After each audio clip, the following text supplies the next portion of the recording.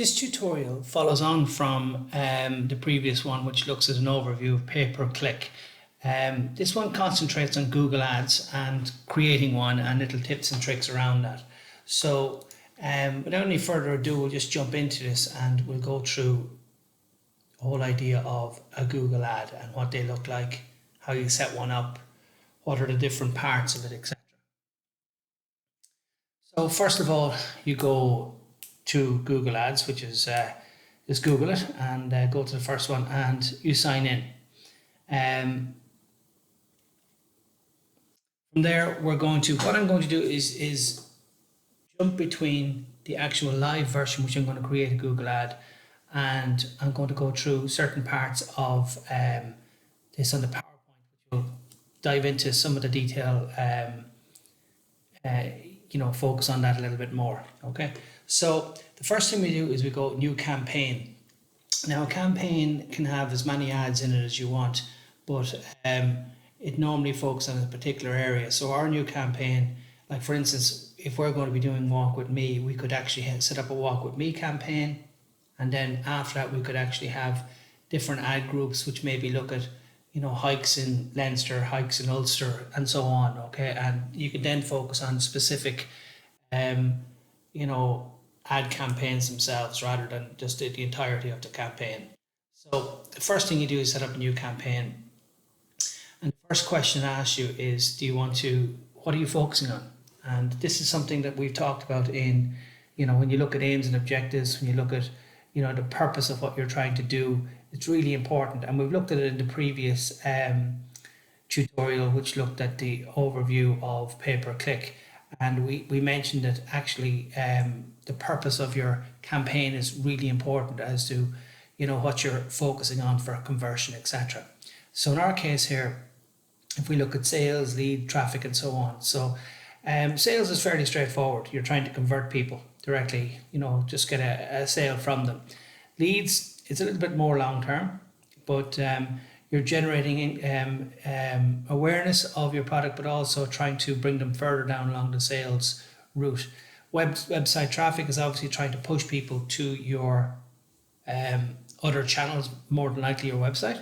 And product and brand consideration, encourage people to explore your product or service. So a little bit more than brand awareness, it's bringing them down the acquisition route. Brand awareness and reach, exactly that, trying to generate reach on your website. We're trying to generate click-through rates, etc. App promotion, which is obviously trying to get people to download your app, which in itself is a conversion. So when you think about this, it all depends on what it is you're trying to do. If you're trying to get people to move to a different channel, such as an app, and they're downloading your app, and you can see that, that this week that there was this ad was looked at 50 times, and from that 50, 20 were 20 have downloaded your app. That's excellent. And then obviously you look to see how many people engage with your app after that, and how many people uninstall it, etc. So if none of those areas that we talked about there are what you're looking for, well, then you can set up your own goals or without a goal altogether. So it's very important to figure out exactly what area you're looking for here. The most common one is by far sales here, but let's be honest, it depends on what your campaign is about. As I mentioned earlier on, we might have a campaign which will be setting up several groups, several ads, I should say, and if you wanted to, you could have one campaign which looks at one aspect of this, maybe generating traffic for your site, another one which looks at brand awareness, another one looks at sales, and so on, or you can put them all into the one if you want to. The next question it's going to ask us is which campaign type suits us best. Now, this is quite a large area, so what I'm going to do is I'm going to just focus on each one of these for a second here. The first one is, a search campaign, which is by far the most common. And it looks at, the whole idea, just going back a step here, looks at the whole idea of really your Google ads and, where your placement of your ad and really that's where it's going to be. Display ads, we'll look at these in a few minutes to see exactly what they are. but they're normally image-based ads. Shopping ads, we're very familiar with these over the last number of years. Video ads are ads within videos, and then app ads are ads within apps, in-app advertisements. So when do you use them? What are they useful for? Is there a differentiation between them? Well, I have a very simple little diagram here just to look at this, and I think this is quite useful here. Again, if we just think about the sales funnel from the whole idea of awareness right through to interest, consideration, intent, evaluation, and sale, and if that is the entirety of your funnel, obviously we could go further than sale, we'll talk about retention and loyalty at the end of that and so on. But if that is what you're looking at, if they're the main ideas here, from awareness, generating interest, consideration, getting them, thinking about maybe purchasing or converting, intent, evaluation, and then sales. If they're your different areas, here's where the different types of campaign fits in. Search ads will cover all of these and can cover all of these, right from awareness right through sales. Okay, so that's something to keep in mind. Now these are just rules of thumb, just to give you an idea where things fall into it. Video and display ads are mainly to try and whet your appetite at the beginning of this process. So the whole idea of brand awareness, creating an interest in the brand and putting it out there for consideration, maybe for purchase or some sort of conversion. Okay, so video and ads, display ads are very strong for that. Shopping campaigns, they focus on the latter end of this. So they assume that you know what you want to buy, and it's just a case of where do you buy it and what's the best version of that you can possibly get. So they're focusing further down along, and these shopping campaigns, will be very, very forensic and very, very specific and can be really effective. Remarketing is the whole idea of the second half of this funnel here, and the whole idea of just making sure that people, well, they already know about you, but just making sure that you're keeping yourself in their thoughts, and you're not slipping out of their idea of a product or whatever. So you're just making sure that you're renewing your efforts to try and market them correctly. So with those in mind, they're generally where these areas fit in, and we're just going to have a look at each one of them individually. So we'll have a look at, first of all, search, and what does that mean, and where does that go, what does it entail. So if we look at this, the idea of Google search ad, well, what are they? Where do they appear? Well, we've seen this before when we looked at the introduction to the course, etc.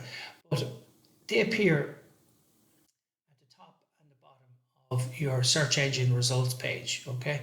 And they look like this here. So these are your ads, and I've deliberately picked these ones here. I've just looked for Hotel Dublin, but you can see that these ads, while all three of them are ads, they all have different elements that are important to look at. And we'll look at these a little bit later on in this tutorial.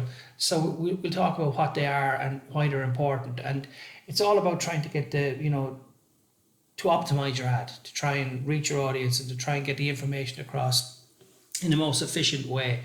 And it's where possible, to generate a click-through, and even more where possible to generate a click-through as far down the purchasing process as possible. So in other words, rather than just bring them to a blank purchase page on your website, it'll bring you to one that's filled in with specific details. So in other words, they're further down, so there's less chance of losing them. The abandoned shopping cart syndrome throughout their purchase. So search also appears on your mobile devices and so on. Okay, so it looks slightly different, but it's the same idea. So these are your Google search ads, and they appear in Google Sites, which is fairly straightforward. So all of Google's little breakdowns, etc. But it also appears at Google Partners, which really,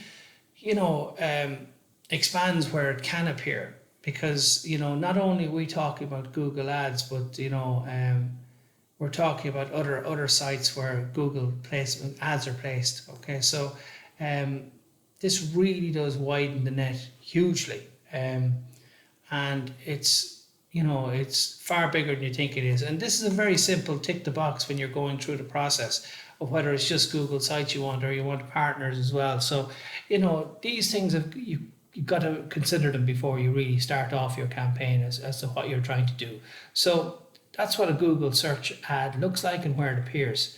So moving on here, display ads. Well, display ads are actually display ads. So they look exactly like we have here. So if you look at this page here, which is just Amazon's page here, there's a number of ads on it. Some of them are video ads, some of them are display ads, and so on. So, if we just look at these here, they're, 20% off latest fashion.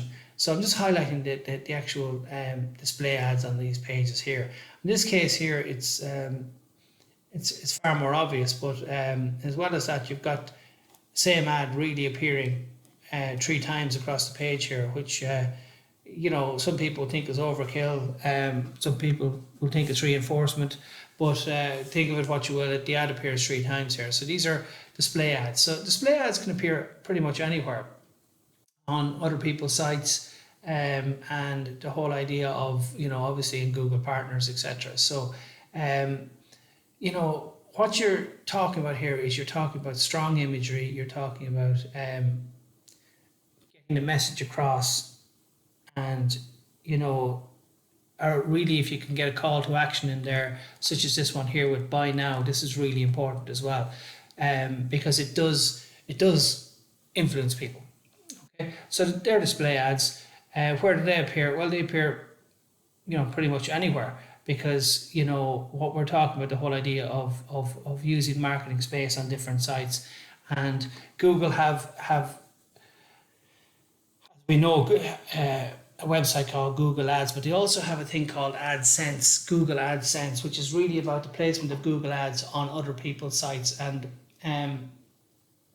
some sites make an awful lot of money from hosting your ads. So it's a bit like a billboard on the side of a building. Google Ads will allow space on a particular site, which is normally generates an awful lot of traffic to display ads, and they are very, very useful. So for everybody, everybody wins with this kind of thing.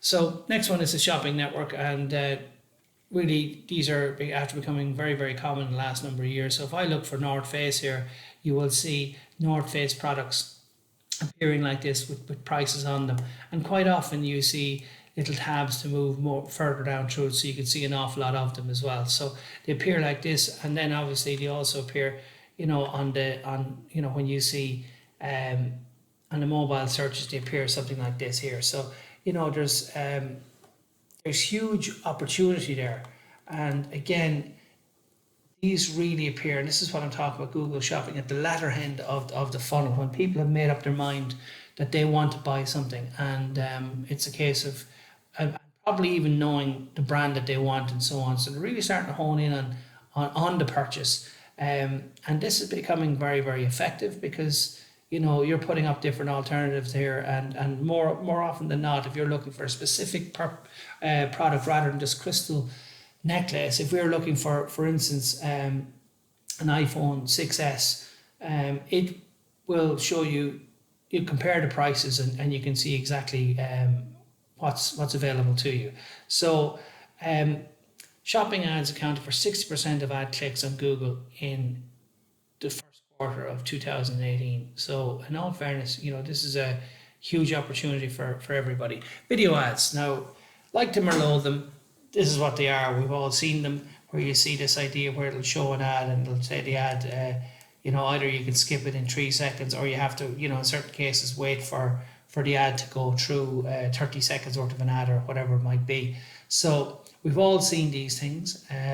You can avoid them by going to, YouTube paid.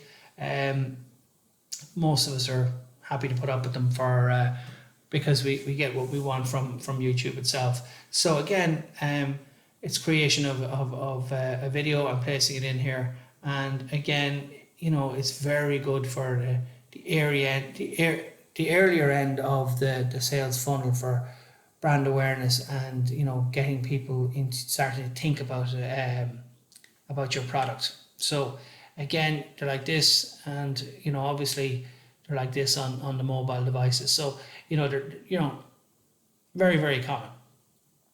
Same with in-app advertisement. We see them all over the place. for instance, when you're searching for an app, probably every 4 or 5 or 6 will be one of every 5 or 6 will be an ad. You'll also see them like this, and you'll see them like this, and you'll see them like this. So they're all over the place. And again, they normally appear in in free apps. And with regards to this, the vast majority of downloads of apps are free. So people are willing to put up with some level of advertisement on these. And in some cases, quite often the ads that are popping up here are very much in tune with what we're interested in. So it's not it's not too much of a burden for us. So as well as that, quite often when you look at Google Ads, if you look at slides like this here, you'll see that that in certain cases, there might be an extra campaign type appearing in here. And, Google are very good at the whole idea of research. And what they're doing is they're putting out different ideas for different, for different markets. So if I'm used to, if it sees I'm looking for lots of hotel type things, it might offer me this option here. And it may not be available all the time. It might just be available. They might be just testing it out to see how many people pick on this particular option, or whether it's a runner in and worth putting into their campaign types, for definite. So there's always new options on the horizon here with this. Okay, so the next thing is we're going to add in the website that you want your your ad to direct people to. Later on, when we actually start creating the ad itself and the copy of the ad, we can be very specific about the actual page that we're directing people to. Rather than just a home page, we can direct them to a specific page set up for the Google ad, or one which is already there, but you want them to direct them right down through the buying process, or whatever the case might be. You can also, for instance, if you have a phone number and you want people to use it, quite often people don't use this within ads because it depends on what your ad is trying to do, obviously, but you're trying to go digital with a lot of this, so you may be trying to avoid this. And then app downloads, if you have an app that you want people to download, that's an option here. Again, that's something that we can add in later on within our ad itself, and then we just go continue. Okay, so I'm going to just jump to the live version of this and go through that again here for real. So I'm just going to jump in here and go Google Ads, and I'm going to log in, and it brings me to the home page. I'm going to go sign in. Sorry about that. It should recognize me here and sign me into my Google Ads campaign. Now when I go in here, you'll notice that I've got quite a few ads already in here. I'm just going to hide these here.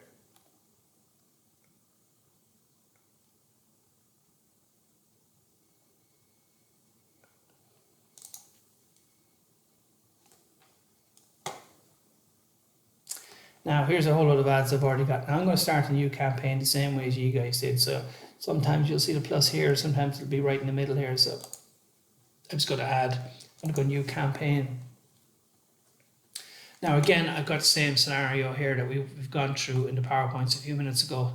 I went through it in a lot more detail. I'm just going to go for sales here, and I'm going to go for search, and I'm going to go continue. Website, and my website is going to be www.eurocre22.org. Just check the spelling of that. Happy enough. Okay, right. And then I'm just going to go continue, same as we did before.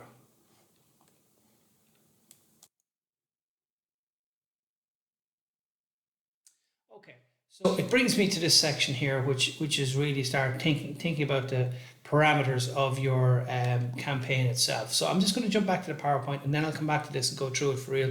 You see, for me, going through it for real is way shorter than it takes me on the PowerPoint, because of the fact that obviously I'm discussing different things and going through them in different ways. Okay. So in our case here, enter a campaign name.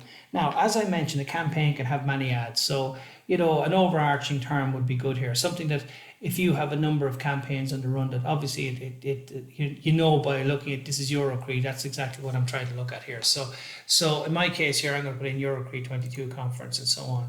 Choose your ad placement, right? Whether you want a search network, whether you want to include search partners, whether you want to display network. I'm going to go with the search network here. I'm going to include Google partners here, which again will include all Google partners. And in our case here, we'll probably include Google AdSense as well, and allow placement on other sites.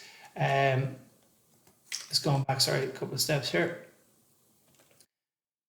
You'll see I've skipped one here on this.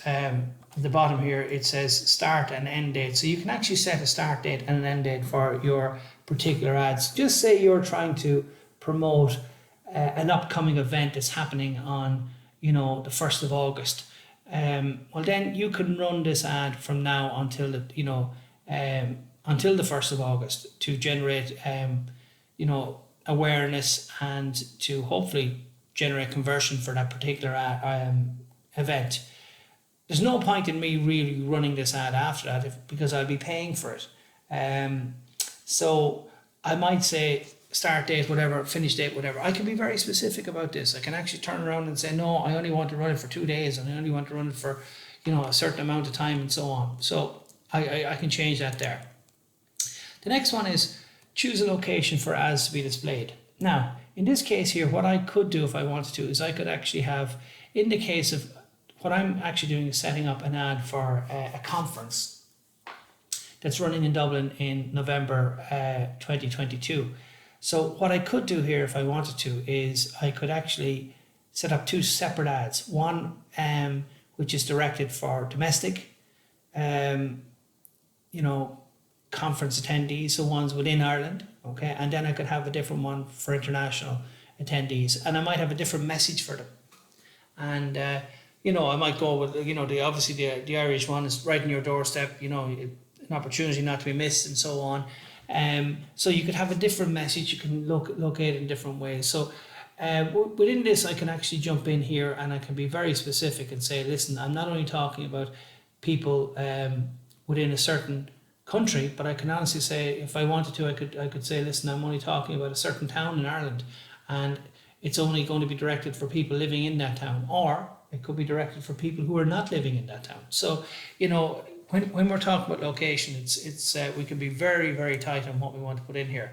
So if I turn around, I could even say Dublin, and if I wanted to, I could say 20 miles to Dublin or 40 miles to Dublin. So if I have, for instance, a promotion for next Thursday evening of a restaurant in the city centre in Dublin, I could turn around and say, listen, I want to trying to encourage local business and local people to come and, sample our wares.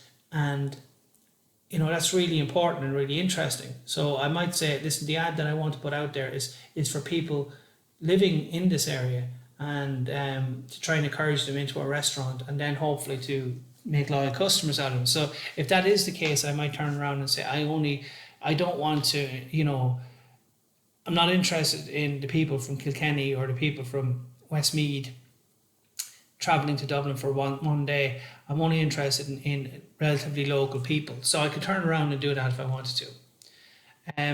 Another option here is you can choose a target option and exclude locations if you wish. So for instance, if I turn around and I said, listen, I want to promote to all of Ireland, are the people living in this area, okay? Because I might have a different campaign for them. So I might do that. I might say, listen, I'm going to focus on the people in Dublin in one campaign. I'm going to focus on the people around Ireland in another campaign. So, that's why we might do that. We're not trying to, exclude somebody here, but we're trying to be more specific on who we include in a particular ad, okay? So we can do that very easily as well. Next one is language, and we can choose the language here. And, Google will do this for us, and it's actually very, very good at it. If we turn around and said, listen, the language that we're displaying this in is English, but we also want to pick Ireland's second language, which is Polish, and you want to include that in there, that's fine too, okay? Then the audience, if you know what type of audience you're trying to reach, well, then this is a really good way of doing this, okay? And you can even, there's some really good stuff in here. So if I wanted to, I could turn around and say, listen, I'm looking for couples between the ages of 25 and 50. You can use demographics to try and just get those kind of people. Or if you're turning around here, you can actually base it on technology and say, listen, I'm only looking for people who are using Android phones or whatever. Again, that's all audience as well, and you can be very, very specific about that as well. Next one here is budget and bidding. Now, this is very important. What is your budget? What is your daily budget for your campaign? What's your weekly budget, your monthly budget, this type of thing here? And, this is your overall daily budget you're talking about. So I threw in €100 here as being my overall daily budget. Now that's looking at about $3,000 a month, which, it adds up very quickly. So, you've got to start thinking about this and say, listen, how can I best use this? Delivery method, accelerated or standard? In other words, do you want to spread that €100 over the day, the 24 hours, or literally if people are searching for different things, do you want it, could you go through your budget in 20 minutes? Well, standard or accelerated, that's your option there.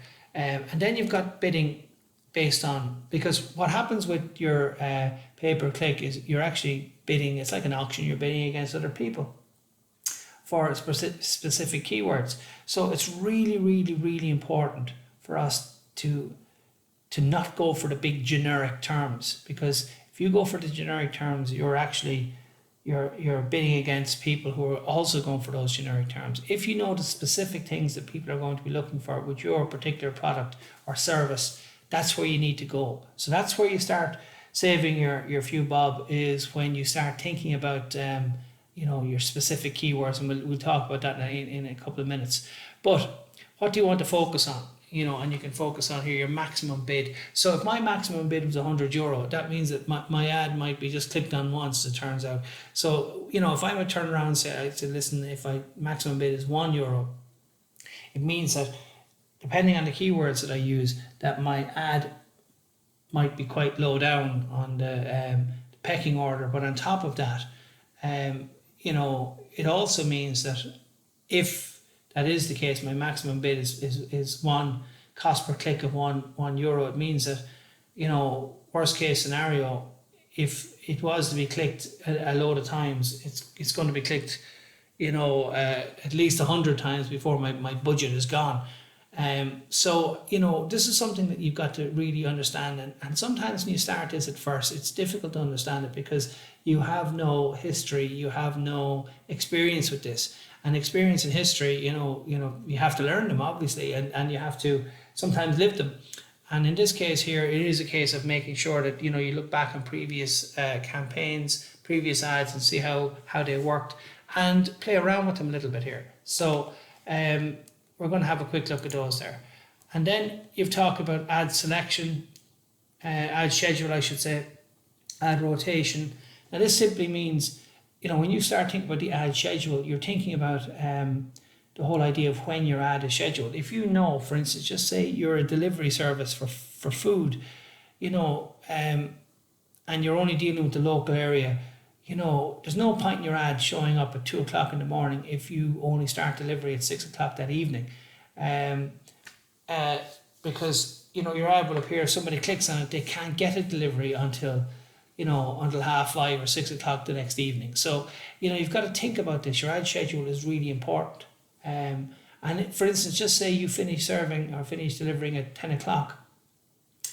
There's no point in running your ad directly up till 10:00 unless you're going to facilitate that if somebody does put in an order with you or whatever. So we can figure out when our audience are on, when's the best chance of converting them. Again, you'll figure that out looking back at your metrics and looking back at the last number of ad campaigns. So again, a little bit of history is helpful there as well. Ad rotation. This is about how it rotates your ad. You can optimize for click-throughs, you can optimize for best performing ads or whatever. So if you have a number of ads within a campaign, you could actually decide how you're going to rotate these ads and how often these ads will appear. So you don't want to be, your campaign, for instance, you don't want it all showing just one ad. You want to be able to rotate them some way, okay? And then finally add extensions, and I'm just going to jump into these a little bit here, because you know they're worth looking at here. So add extensions, there are a lot of them. So I'm just going to go through a good few of them here. So we'll see site link extensions. So when you look at your actual ad, these are site link extensions here, which will bring you to, you know, if you want to say categories within your site. And this is quite useful because when somebody sees the ad, they might know that they're looking for, you know, kids clothing or kids footwear or whatever the case might be, or they might know that they're looking for bags and pens, or they might be just going for, listen, I'm looking for a sale item here. So you're looking at this. So these are site link items, and again, you know, these extensions are part of your ad and they're part of your bidding process. They don't cost you any more. You're paying for the keywords as such. So my advice would be to, you know, test them out. If they're working for you, absolutely use them. And by and large, they do work well. Okay.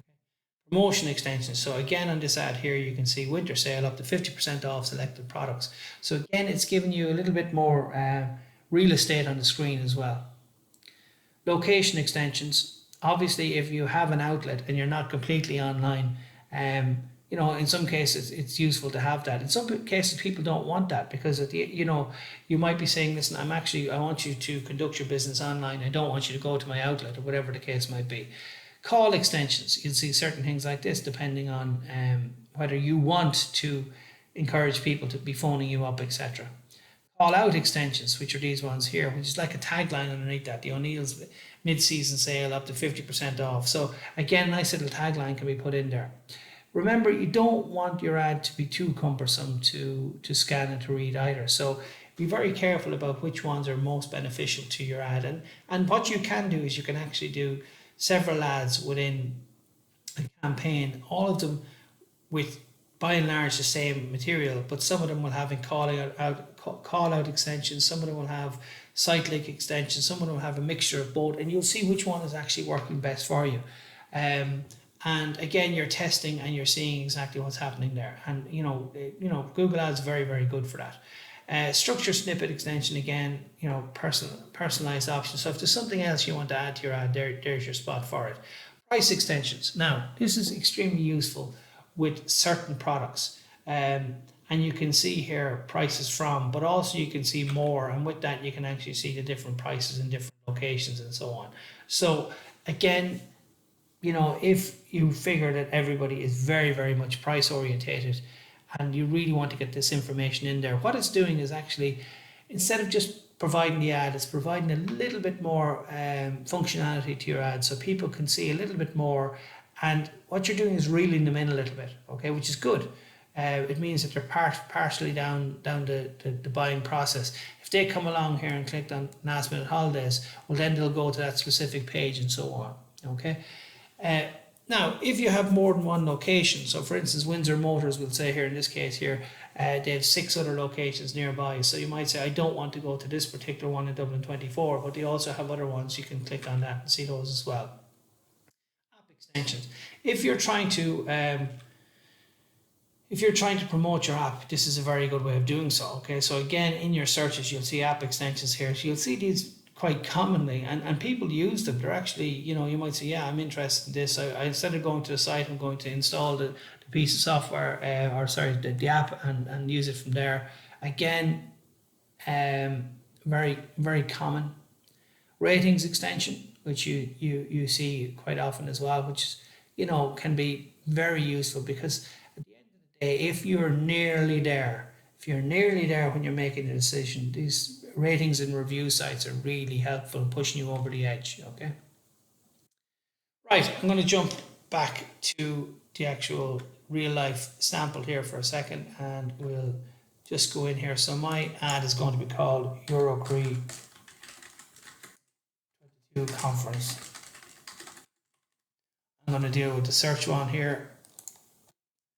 I'm going to say all locations and territories. Just have a quick look at this. If I go location options here, you enter another location. If I put in, you know, the sprawling metropolis of Athy, it'll say, you know, Athy, County Kildare. And if I say, you know, target, exclude, nearby, or if I go advanced search, what I'll have here is if I type in again Athy here, I can focus on that, and you can see it'll show me the area around the tie. So if I wanted to put radius in there, I could say, if I was a delivery service and I delivered flowers or delivered food or whatever, and I might say, for delivery service with food, I'm only interested in a 5 mile radius of a tie. So, I'm not going any further than that, because I really can't sustain it. So if I turn around, I can, and then change it here in miles and change that to 5. And you can see that this will only be given to, it will only be served to people within a 5 mile radius of a certain location. So you can see that there.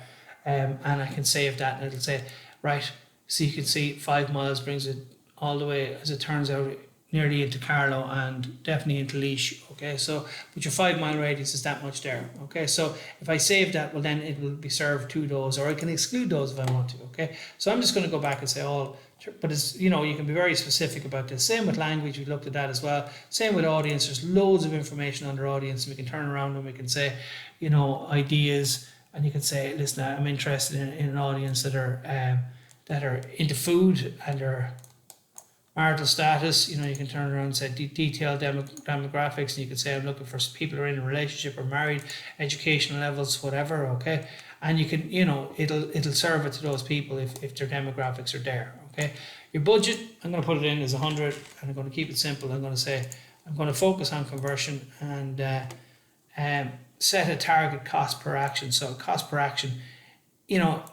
if I don't take that, I'm leaving Google to come up with the targeted cost per action depending on my keywords that I use, etc. You can do that. There's absolutely, and that's it's that's no harm in doing that. But what I would do is I would watch my ad very closely for the first couple of days to see how it works out, and tweak it if you need to. So if I turn around here and say cost per action €1, that means that that want to look at. Now target, again, it might be plus or minus a little bit there. Show more settings will bring you into the schedule, conversion, rotation we talked about, and then site extensions as well. So they're really worth looking at, and they really add real estate to your ad, but also they optimize what you can use your ad for. So I'm just going to save that for a second and move on to the next step here. And again, I'm going to just jump back into my PowerPoint here for a second.